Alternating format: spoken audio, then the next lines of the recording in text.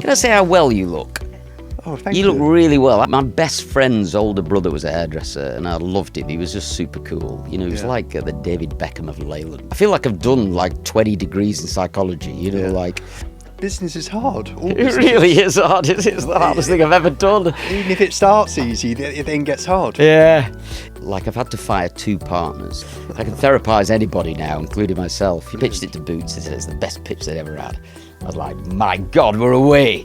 Well, you've had an amazing career from, salons through representing Weller, television, your own product company. Who was Michael Douglas before people knew that name? A rewarding, loving piece of me had to die, in a way, for me to do this.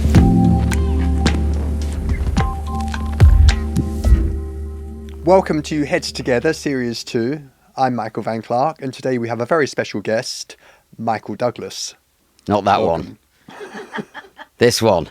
Can I say how well you look? Oh, thank you. You look really well. I probably haven't seen you for about 10 years. And you look like 10 years younger than you did 10 years ago. Oh, I don't so feel well it. done. I don't feel it. You know. But thank you. Yeah, that's all right. You're looking very lean. So Michael, you've had an amazing career from, salons through representing Weller, television, your own product company. Who was Michael Douglas before people knew that name? I was just somebody having a go, really. You know, like I moved to London in 1994. I got a job at Weller as a teacher. And what I did know about myself is that I was a performer, really. I was a breakdancing champion when I was a kid. Really? I was an under-14s UK breakdancing champion, by the way. So I did love the performance aspect of it. So I realised that being a teacher, that's what you got to do, you know. So what I loved about working at Weller when I met you, really, was they had that lovely big theatre. You had a stage, and I get to stand on it every day. And essentially, I would teach all these different courses. And what was interesting about it is once I'd understood the course in detail, so whether it be creative colour or foundation perming or whatever it was, I then got this ability to act out different characters as a teacher, and I was obsessed with comedy at the time, so I loved like Eddie Izzard and Frank Skinner and stuff like that. So I would literally present foundation colour as Eddie Izzard, and throw in these jokes and stuff like that, and I realised just how much I really enjoyed that aspect of it. And I kept thinking about, did I want to win British Hairdresser of the Year? Do I want to open a salon? And none of those things really appealed to me. And then I worked with Trevor Sorby for a couple of days at the Weller studio, because people like him and yourself would come in and I would assist them and help them with their show, whatever. And I remember he said to me, get yourself on TV. TV is where the future of hairdressing. And I remember Jamie Oliver had come around about that time. And I remember thinking, wouldn't it be great if you could make a programme about hair that a bald man would find entertaining enough to watch? So it would transcend hair in a way and bring in a much broader audience. The one thing I didn't like about our industry is it was like closed in, it was boxed off, it was like the magic circle. There was something about it that was secret, and I wanted to push it way outside of that and make it more mainstream, like cooking on telly, gardening programs, interior design programs. All these things were just accessible to everybody, but hair was just in the salon and nowhere else, and the hair industry in a way was very much in the Grosvenor House Hotel and nowhere else. I used to think, why is this not everywhere? And that was really what I wanted to do. And I think I probably knew that from a very early age, really. I had no idea how I was going to do it. I've still not done it, to be honest. But Were you doing comedy at all? I did stand up Before about hair? 15 years ago, yeah. I did about 25 gigs. And I'd had kids around that time. And I was a bit like, if I could do it, I realised after about the 10th gig, I'm like, yeah, I've got this, what I need to do is about 100 gigs. Just like you need to do 100 blow dries before you work out how to blow dry, But I just didn't have the time or the energy or the effort. I was so bogged down in raising kids and, working and all that stuff. And I thought, I will return to this one day. And I think I might do that in the next 10 years or so. I'd like to write a one-man show, actually, and tour it or have a residency in London somewhere. And it would just be about the expression of what it is to be alive, to live a life, and express yourself artistically, Very interesting. Yeah. And I think one of the great joys about being a hairdresser is you do get to express yourself. Yeah. It's been a beautiful experience, actually. What was your first experience in hairdressing? Where did you start? What was your salon? I worked in a little salon called Every Generation in Right. Leyland, in Lancashire, and like, if I'm totally honest, I probably did it to meet women, you know. Is this 16, 17, 18? For 15. 15. Yeah, I was like under pressure from, you know, my mum to say, what are you going to do when you leave school, you know. And I was like, well, join the army. You know, like, you had to be in the army. Rubbish. And I thought my best friend's older brother was a hairdresser, and I loved him. He was just super cool. You know, he was Yeah. like the David Beckham of Leyland, if you could imagine. Yeah. Like, everybody knew who he was. And he was, you know, he just had loads of mates, loads of girlfriends. He drove a cool car. And I was like, I want to be like that guy. And I was like, right, hairdressing then, let's go there. And I walked into this salon. It was like 17 women and like me, this 15-year-old boy. And I was like, blimey, this is brilliant, you know. And I just took to it, really. I'm a people's person, and I do love people. The thing I love most about hairdressing is the chat and the connection, you know. The hair's Yeah. the easiest bit, you know. Yeah, so it's soft skills, so it's human communication skills, the empathy, the psychology. Yes, all of that. I feel like I've done like 20 degrees in psychology, you know, Yeah. like I can therapize anybody now, including myself, you know. And that's the thing I love the most, I think, is really getting under the skin of what it is to be a human being. When did you start the product equipment business? 2022. So about 4 years ago. Yeah. So I had an idea for a business. I mean, I always knew I had a business in me, you know. I didn't know what it was, you know. So I would try and launch a range of shampoos or whatever. And you go to Boots and you say, look, I'm on the telly. I do all these people's hair. I want to launch a range of shampoos, you know. And they go, okay, great. What is it? What problem are you solving, Michael? And I'd be like, frizzy hair. I'll get rid of frizzy hair. And they're like, John Frieda's done that. I was like, okay. I'm like the professional hair results, but at home. It was like, Charles Worthington's done that. I was like, okay. I was like, I'm like the cheeky chappy off the telly hairdresser. Yeah, Lee Stafford's done that. I was like, okay. They were like, okay. And I thought, oh, it is a good question to answer. What problem are you solving that's not currently being solved? And I was like, oh, I'm going to have to go away and really think about this. So when I do go to Boots or wherever it is, you can say, okay, this problem exists. It's not currently being fixed. I'm the person to fix it. This is how we're going to do it. And it took me ages to work out what that was. But you might remember I had a TV show on the One Show for a long time on BBC One. It was called The Street Barber. I used to cut people's hair in the street. Yes. And we had a big show on the Discovery Channel and all that stuff. And it was watched by millions of people. And people would stop me in the street all the time and they'd say, oh my God, you're the hairdresser guy. And I used to think, yeah, how can I turn this into money, you know? But they'd say this thing, and they'd said, you're the guy who could do hair anywhere. And I used to think, oh, yeah, I'm that guy, you know? And I thought, oh, I'm your hair anywhere. So, pop, this business came out of my brain. MD London, your hair anywhere. It was a cordless hair tool you could style your hair with, and 5 dry styling sprays. You could do anything to your hair in under 10 minutes without a plug socket and without water. That was the business. I pitched it to one investor and he gave me £1.5 million in 4 weeks. Brilliant. Pitched it to Boots. They said it's the best pitch they'd ever had. I was like, my God, we're away. And then COVID came along and China shut down. Elon Musk bought every battery in the world and the price of aluminium went up by 400%, all in a month. And I was doomed. And I was like, and I'd spent half of the investment at that point, you know. So I was like, what am I going to do? You know, I was going through a divorce at the time as well and everything. Your life was just imploding, you know. But I was doing these Instagram lives at the time where I was just going live on Instagram every day because all the hairdressers were shut and people couldn't get any help for their hair. And I was like, well, I know all this stuff about consumer brands, you know, because I'd worked at Procter & Gamble and L'Oreal and all these big consumer companies. So I knew everything about what you could buy on the shelves. And I said, well, I'll help you. Tell me your hair problem. I'll help you, you know.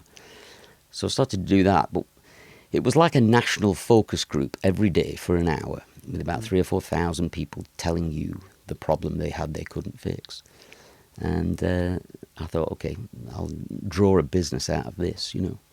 And that's really where the tools business came from, because I realised, as you know as well, that most problems that people have got with their hair is just solved with a good blow dry. You know, your hair's frizzy, you blow dry the frizz away. You know, your hair's no body in it, you can blow dry some body in it. Your hair doesn't shine, you can blow dry some shine into it. Like most of the problems people were saying were, my hair's flat and frizzy, what shampoo do you recommend? And I'd be like, the answer's not in a shampoo, you know, no matter what you've been told. You know, blow dry your hair properly with a bristle brush and a nozzle on your hairdryer, you will have shiny, smooth hair with body in it. And it worked, you know, like everybody was DMing me going, oh my God, I did that thing you said. I know my hair's never looked so good, you know. And I was like, okay, here we are. I'm going to launch a hairdryer and a brush and teach people to blow dry their hair. And that was the birth of it, really, you know. And it's been a bloody struggle ever since. Business is hard. All It business really is hard. It's the hardest thing I've ever done. Even if it starts easy, it then gets hard. Yeah. Yes, I remember one of my investors saying, when we took the first round of investment in, she said, this is the most exciting bit. She said, you wait in 2 or 3 years' time when you're raising for the third or fourth time and you will hate it. I was like, okay. And on the third round of money, I was like, please help me. I'm dying here, you know. It's been a brilliant experience. But yeah, God almighty, it's been the hardest thing I've ever done. It's really took me to the edge.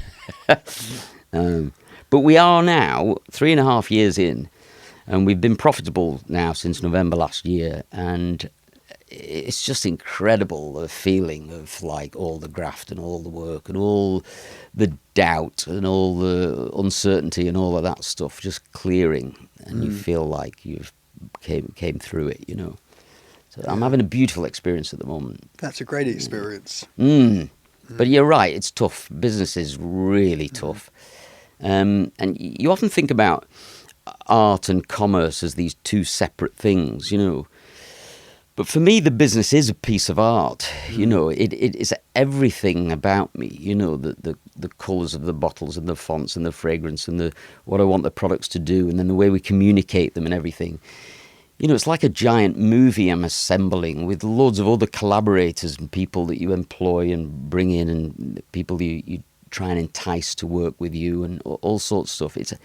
It's been a massive spiritual endeavour to create something that would hopefully make the world a better place, because what I realised about hair, and you'll know this as well, is that it's an act of self-love.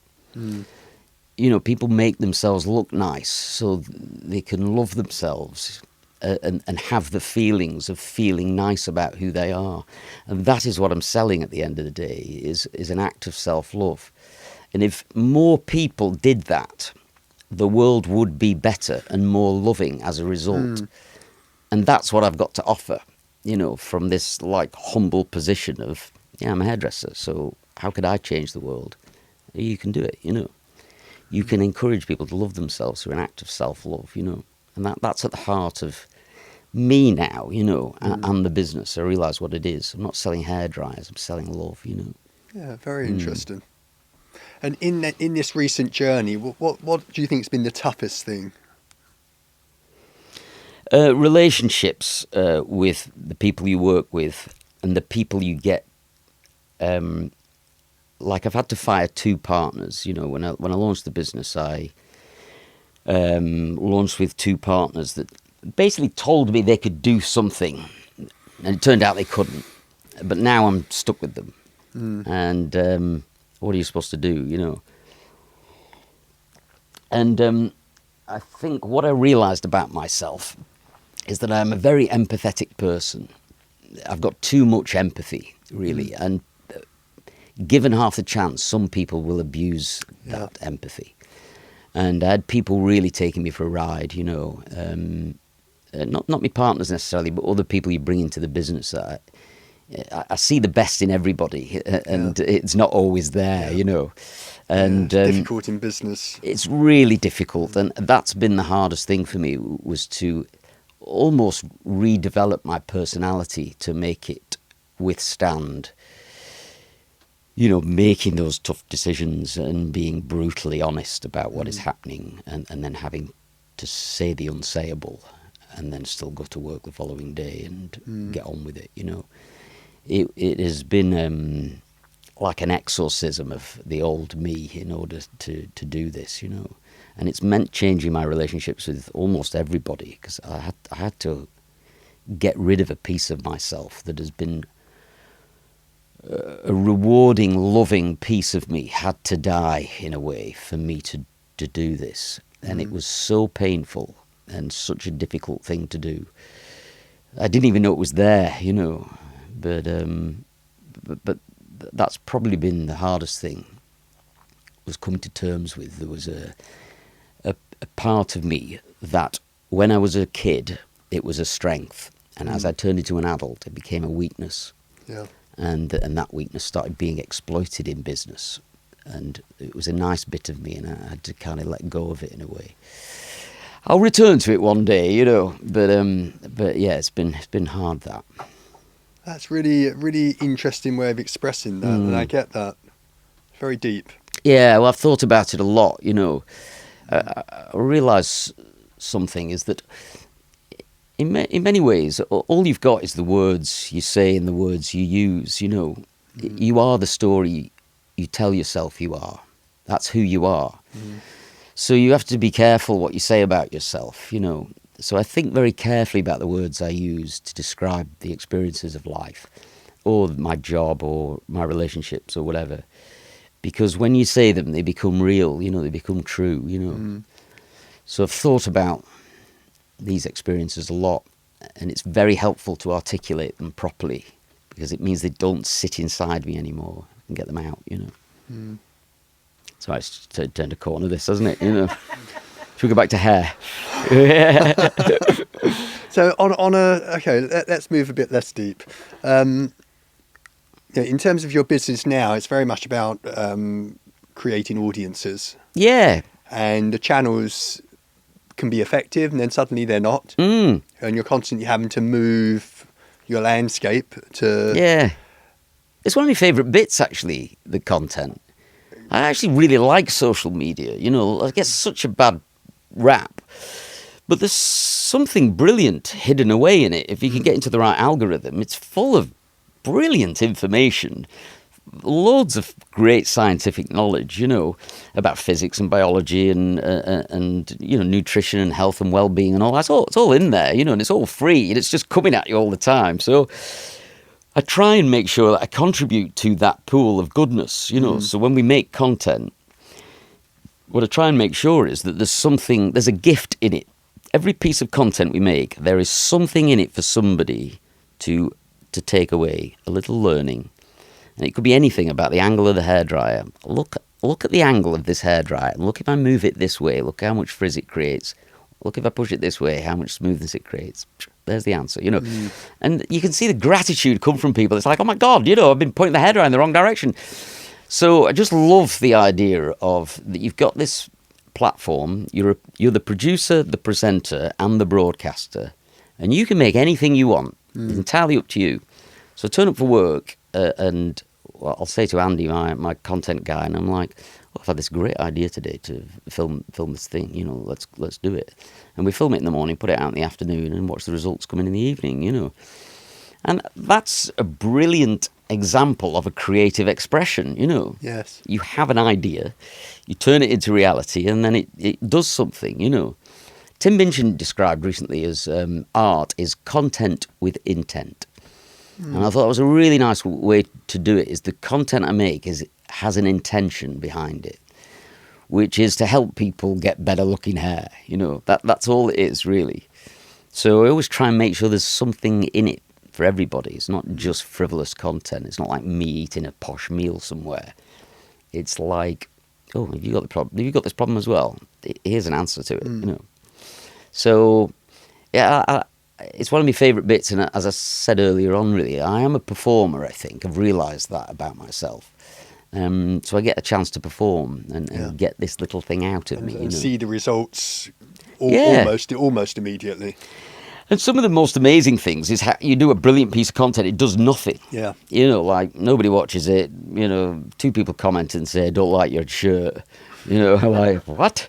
You know, you're like, what the hell? You know, so, you know, it's really interesting that. And then other things, like I cut my hair off the other day in a piece of content, you know.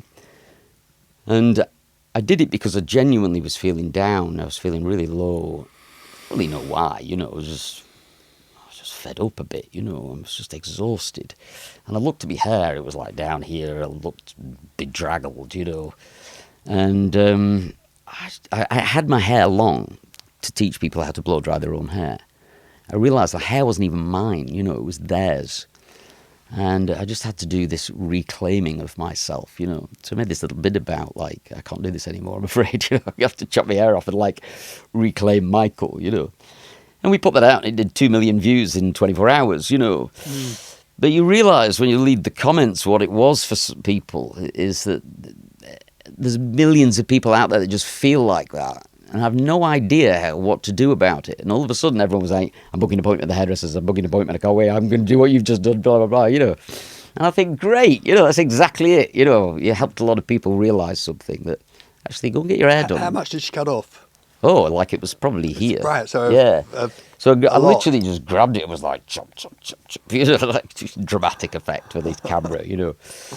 But, I felt so much better, you know.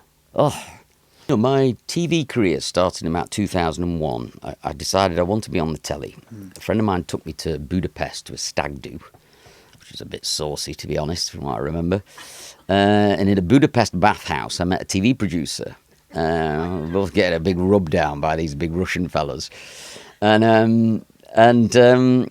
I said, look, I want to make a TV program. And he said, that's what I do. I develop TV programs. I was like, right, let's get together. I said, I want to be the Jamie Oliver of hair, you know. And he was like, great, you know, let's go and... He said, have you ever been on TV before? I was like, no. And he's like, right, well, let's point a camera out for the day and see what happens. And it seemed that I was just very natural at it. And I guess all the teaching I'd done for so long, I just pretended I was teaching, but the camera was the audience, you know. And he got me to cut people's hair in the street. He said, let's just see if we can find somebody to cut their hair in the street. And I was like, yeah, great, you know. And it turns out that everybody said yes. You know, everyone we stopped and said, can we cut your hair? They were like, yeah. I was like, you don't even know who I am. Like, I could be a butcher or something. I was like, yeah, I don't care, cut it, you know. As soon as they saw a camera back in those days, it was like, yeah, anything, you know. So that's how we started. And I wanted a mainstream TV show. I wanted the Top Gear of hair. You know what I mean? It would be great, something like that. Because the thing about Top Gear, it transcended cars. Like, you didn't even have to like cars, you know. All of a sudden, this hugely entertaining show appeared. So I was really pushing for a big mainstream show about hair, you know. And that's what I was trying to do. And it never really happened. You know, we pitched everything, you know. And then the salon came along and Celebrity Scissorhands and all that stuff. You know, and I was very frustrated that I hadn't been cast, you know, for that, because I'd done so much telly at that point. I was just being overlooked, you know. But I kept thinking, I feel like my life is a spiritual journey. Like, I'm in control of a very little bit of it. The rest, it's being thrust upon me, and I'm being, like, pushed around in a bit, but by the energy of what it is to be alive, you know. And I try and put up little resistance in a way, because it's guiding me nicely. If I intervene, it'll go rubbish, you know what I mean? So I kept thinking, why am I being on TV all the time, but not getting anywhere, you know? And then social media turned up, and I was just a natural at it. You know, I could just do it. It was easy. And people could point a camera at me, and I could say a completely coherent thing, you know, with a little narrative arc that would link the beginning to the end, with a little story in the middle. It just popped out of me, really. And when I launched this business, it was a bit like, oh, all that TV work was for this. Yeah. I now get it, you know. I was never supposed to be a big TV star, you know. I was supposed to marry one. You know. So it's been interesting also marrying somebody who has a job that I wanted. Yeah. I had to deal with that in a way. It was a peculiar thing, you know, because I was like, how has it happened for you but it didn't happen for me, you know? And now I've got to be with it every day. you know, see your success and therefore live in my failure, you know. So it was a brilliant deconstruction of this old desire that I had to be a famous TV presenter and become a kind of hairdressing entrepreneur, which actually feels like that's what I was always meant to do. That was the conflict in me. It wasn't that I was unsuccessful. It's just that I wasn't perceiving my life properly, you know. And then all of a sudden I was. And I love the fact that she's a successful TV presenter and I've got, you know, arguably a successful business, and that's it. Everything feels right now, you know. But the social, going back to the question, that the social media thing came about just at the right time for me, I think, you know. I had an agent for a while and she used to say, look, talent and timing, Michael, in equal quantities. That's what'll get you there, you know. And I thought, well, I've got talent, you know. I could just do with a bit of luck and then just a bit of timing. Something's going to come along that's going to coincide with everything I've been doing. And that's kind of what's happened, really. It just slotted into place, you know. It's profound, really. It's quite weird, you know. Probably turn out to go bankrupt next year, and they'll show this podcast like this idiot didn't know anything, you know. Yeah, exactly. Yeah. Ratings will go. You've got your studio in Soho. Yeah. And that's where you create most of your content. Yeah. I always knew that I wanted just a creative space, really, that you could do stuff in. That could be, you know, just changed. Like, my studio is like a nightclub, or it's a hair salon, or it's an event space, you know, or it's a meditation space. It could be anything, you know. What I wanted to do is create a space that you could point a camera anywhere and it looks good. Yeah. So we've got this lovely, beautiful panelled wall all done in red. We've got this lovely kind of blue wall with some neon lights on it. You know, I bought this huge projector that projects a whole wall of projection. So you could project anything onto it. So it could be anything, you know, a big kaleidoscope, a huge fire, you can do anything in there, you know. So I just wanted a place that you could turn into anything for whatever it is you needed. So if I had an idea for something, it's just like, yeah, great. So I went to this auction house and just bought loads of mid-century furniture, and we just move the furniture around whenever we want to do something a bit different or try and make the studio look a bit different. Yeah. It's been redecorated about 4 times in the last 4 years. So every year I think, right, new palette, new colour palette, let's make all the content look like it's in a new place now. So it's just a really lovely space. We've slightly outgrown it. So I am looking for a new space at the moment. I've got a year left on the lease. So we could probably do with twice the size. But it's a really nice way to be a hairdresser. So it's not a salon as such, a private space, but it can be all sorts of things. So I'm hosting a football night there tonight. So I've got like 30 people turning up to watch the match on this big projector tonight, you know. And I've got DJ decks in there, disco lights, massive sound system and everything, you know. So if you want to have a party in there or whatever, press event, anything, you know, you just turn it into whatever it is we need it to be. But it's a great privilege to have this space. And a lot of things that people won't necessarily know is renting office space is a lot cheaper than a retail space. Yeah. So it's not expensive to have this, you know, 1,000 square foot of prime real estate really in Soho, right in the centre of everything. Because it's not a shop front, you know, it's sort of like a tenth of the cost, you know. Is it first floor, second? First floor we're first on, floor. yeah. And it's air conditioned and all that, so it's bloody lovely. I love it in there. In fact, Davina was asking me the other day, she said, where is your safe space? You know, where is it if you wanted to go somewhere and just be you and relax, where is it? And it is there, you know. I've created a space there that is truly mine. I designed it and did everything to it, you know. So I go there and sometimes I'll go there very early in the morning, like 6 in the morning, and just contemplate my life and what I should do next and the decisions I should make. It's that funny thing about meeting your heroes. I had a wee in a urinal next to Bono once, and we were both weeing, and I went, are you Bono? He's like, yep. I was like, wow.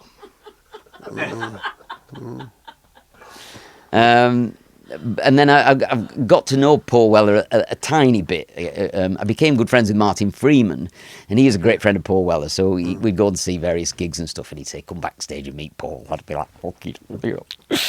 But yeah, he's too big a hero of mine, really. You know. I've really enjoyed it. I said this the other night, really. I was just thinking about all the people that have helped me that don't know me, you know, and Bruce Springsteen and Paul Weller and Bono and Michael Hutchence and all these people that I've drawn on as kind of inspirational artists, I guess, that have said something, or a song that's helped me, or worn type of clothes that I would like to wear, or stuff like that, you know. I really loved Paul Weller for that. Like, I have a saying where if I'm going to buy some new clothes and I try it on and I just think, would Paul Weller wear it? And if the answer's no, I will not buy it, you know. But if I think, yeah, I can see Paul Weller in this. And that is literally like my code for buying clothes, you know. Still? Or yes, for pretty much. period? Hence the loafers and the socks and the jeans with the you can see me socks. Although this is the shirt of Bruce Springsteen at the moment. But I'm always an amalgamation of all my heroes, Because they're really. quite different. Yeah, they are quite different. Yeah. They're both musical artists, I guess, expressing themselves. And I realise that something inside me is trying to do the same kind of thing, but I'm not a musician. I'm a hairdresser, so I'm trying to express myself through my business, through the content I make, but it's the same outlet in a way. I've got to get this stuff out of me, otherwise I get congested with it, you know. Yeah. Let's pause that there. We will pick it up on the next episode. There's another episode. Indeed.